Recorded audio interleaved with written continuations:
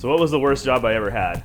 I don't even have to think about this. I know exactly what it is. I went home every day, no joke, looking like a coal miner. We went through a bandsaw blade. When we got into the mill, burning through end mills, you're like, what's going on here? This one takes the cake for several reasons. This guy right here. 99% of the hardest jobs aren't necessarily because the job is hard. Nothing on this part is really flat. It slopes. This surface slopes that way. That surface slopes that way. That job was so bad that I wanted to make like a fake newspaper that said, you know, the worst jobs in the world, right here in Portland, Oregon by such and such. So everybody knows if you ask 10 machinists a question, you're going to get at least 11 different answers. What happens if you ask a few machinists what their least favorite job was? So what was the worst job I ever had? I don't even have to think about this. I know exactly what it is. Besides a few others that I've had, you know, right out of high school I worked at a pattern shop and they did Peterbilt molds for Peterbilt, and they were doing like the aluminum injection molds. Well, all the injector pins would start to seize up, so I'd have to take those things out and polish them. That was an awful job, and I had to do that constantly. I would say the worst job that I can remember that just sticks in my brain as soon as I hear the question is at a company that I worked for after that pattern shop, and I was kind of a newbie. You know, I definitely was a newbie, and there was a job that there were 32-inch stainless steel rods and 303 stainless, and they had to have a 7/16 hole put through the center of them.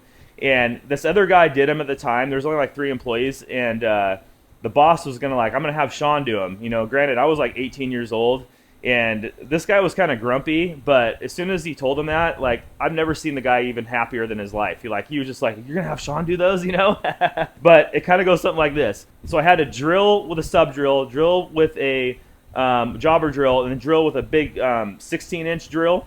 You know, 7/16 all the way through on both ends. And I had to do this on like an engine lathe, a Victor lathe, I think it was a 1660. And basically how that went was I had to take the tailstock and I had to slip it in, lock it, turn it, undo it, pull it back, have the spray mist in there, and I had to do that for every peck.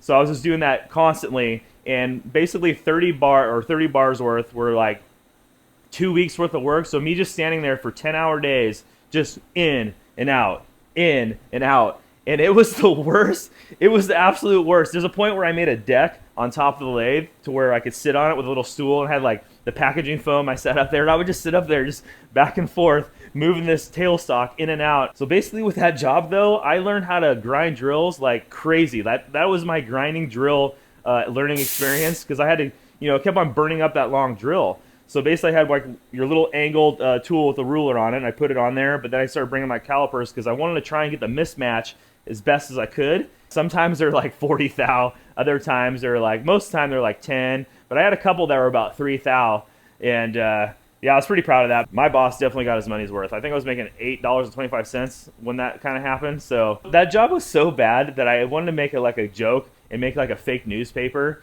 that said, you know, the worst jobs in the world, right here in Portland, Oregon by such and such, you know, machine shop. And I was going to have like me like laid out on a gurney. But yeah, that was an awful job. I'm sure all of us have a few of those jobs that they're ingrained in our vision and our mind. We go to sleep and have PTSD about it. The hard part was just how filthy the job was. Many years ago, 11 to be exact, when I started in this trade, one of the first machines that I started working on was a CNC lathe, not entirely unlike this one. And one of the first jobs that I got handed was a job made out of a material that not a lot of people worked with, graphite. The job was fairly simple. I mean, I was basically machining some cylinders that were 4-inch diameter, about 1 foot long, had a couple different bores in them.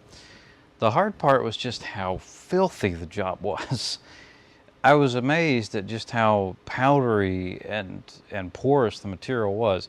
Every time I'd take a cut, there'd be just a plume of black come from outside the machine. And it was just like this one. It was open. It had a small door that would kind of cover things up, but everything was escaping out the sides.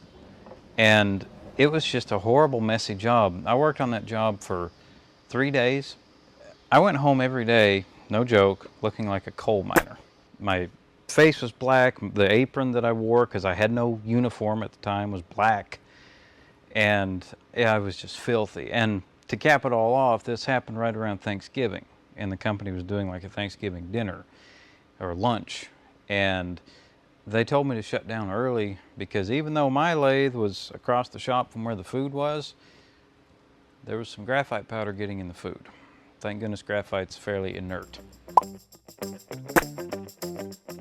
Customer told us it was going to be like a C110, right? Very soft, very malleable. You can machine it like aluminum, go real fast, you know, very easy.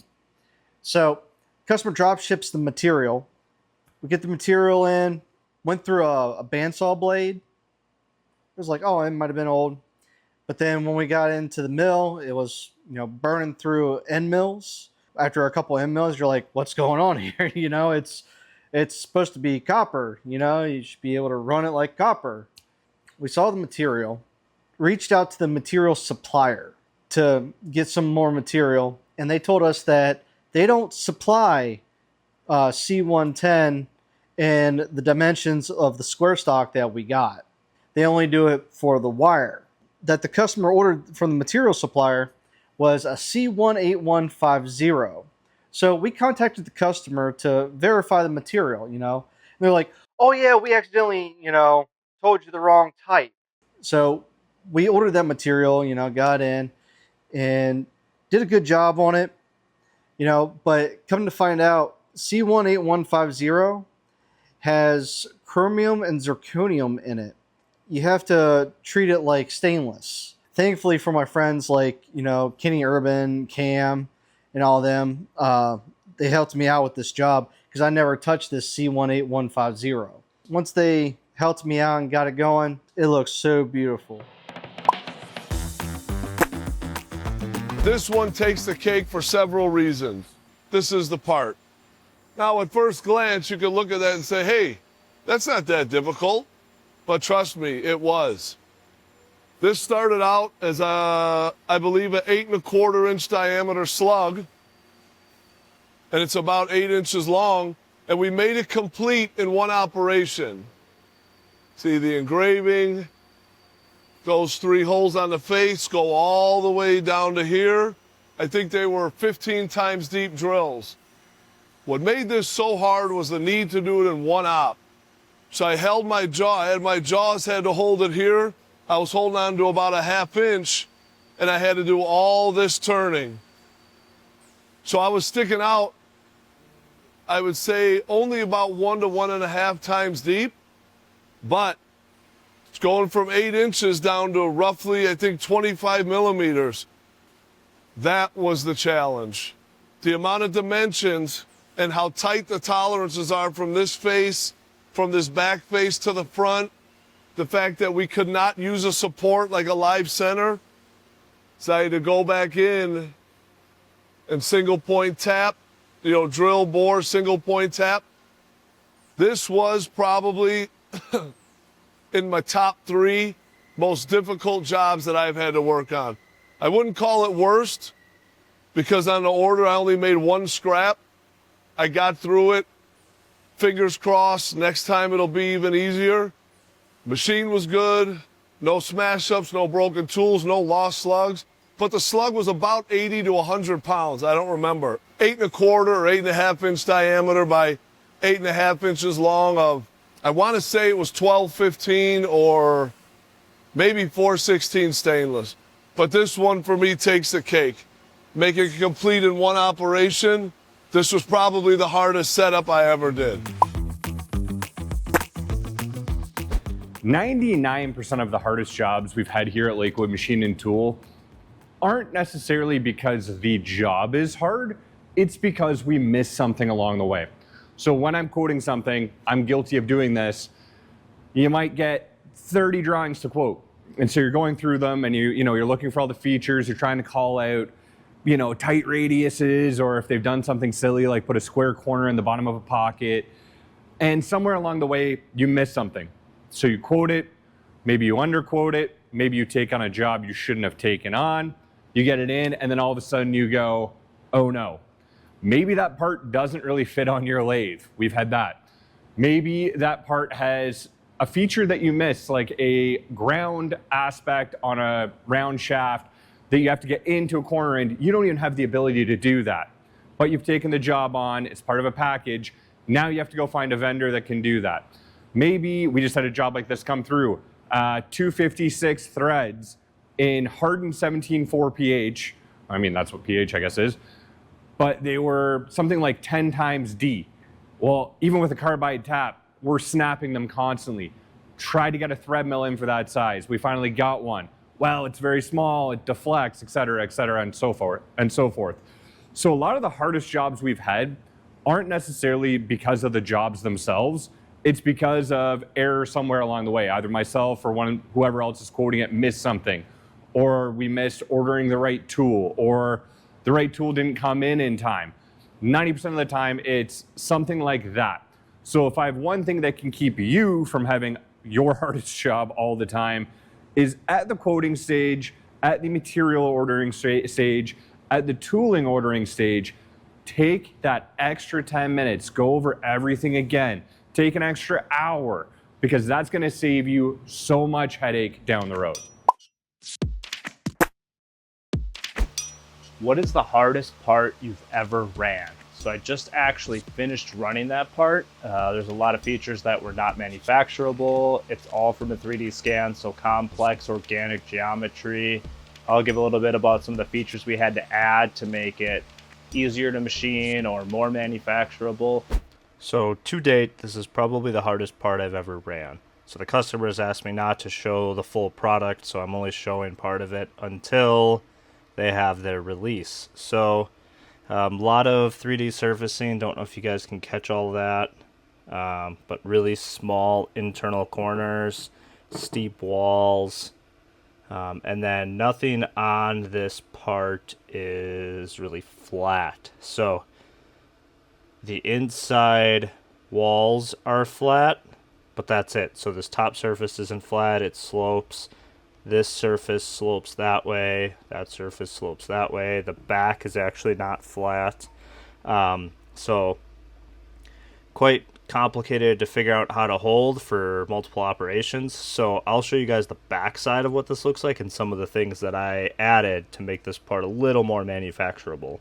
So this is op 1. So we put that artificial hole in there in op 1 so we can flip it and have a datum to pick up off of. And then as you can see, this isn't the thinnest wall, but the original part, as it comes around, it kept going there and there. So what we did was we took the 3D scan, and then we 3D printed one and put it on the actual application to make sure it would fit. And then we realized we have a lot of material we can add here to make it A, stiffer, and B, add some features to fixture it for holding and flipping. So we added this stiffener. I don't know if you can see this, but it comes up. This part's like 2.5 inches thick.